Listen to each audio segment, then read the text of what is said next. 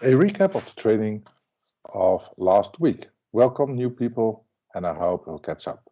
This is an informal setting. You can see it also in my clothing, but that I think it will be good to discuss the project cycle again to have a better understanding. I made a short presentation to help you to understand the project cycle again.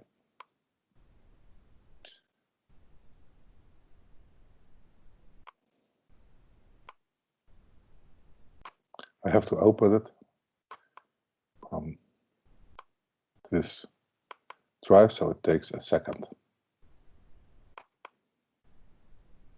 And now I will share the training. I give a little overview as I promised. Again, this is the project cycle. And as a case study, we used the bus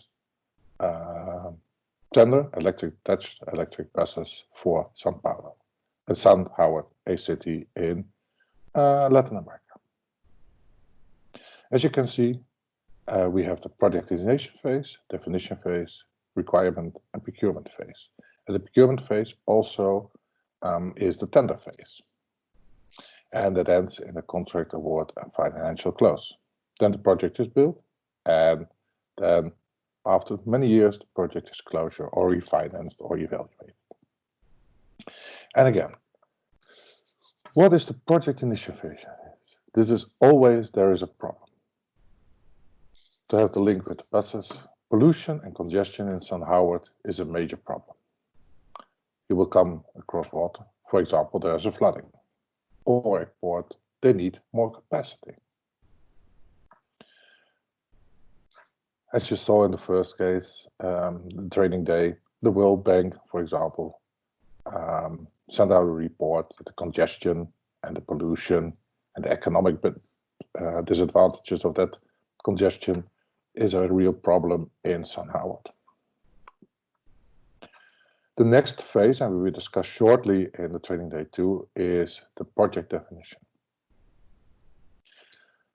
The problem is transferred in possible solutions. For example, for the congestion and the pollution, you could think about light rail, congestion tax, what they have, for example, in London, very famous, or the introduction of electric buses.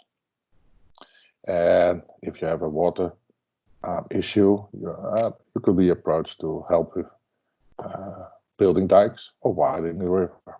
Typically for port, it will be an extension of the port or even building a new port.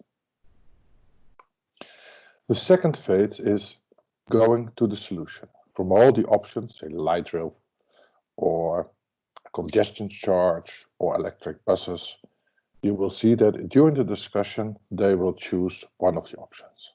And in our case, that will be electric buses. For the water, you could see, for example, widening the river, and in ports, you see mostly extension of existing ports. Building a new port is quite expensive and a long process. The project procurement phase has 2 elements which are important to you. First of all, to define the solution. What type of electric buses do I need? And what type of infrastructure I need to run those buses? And if you talk about the water, how to widen the river. Should it be 2 meters broader, deeper? If you talk about extension of the port, should it be a bigger port, a larger port, only concentrating on container handling? And you buy the solution. So you set out, our electric buses should be carrying 50 persons. The contractor should also build the infrastructure to run the electric buses. We would like for example, Arnhem, electric buses with rail system or on batteries. It also then said, no, we want the river 2 meters broad, 50 centimeters deeper, and these are the areas we want to walk. And they start to tender for the port. These 2 elements are together. This is a very complex part of the project cycle.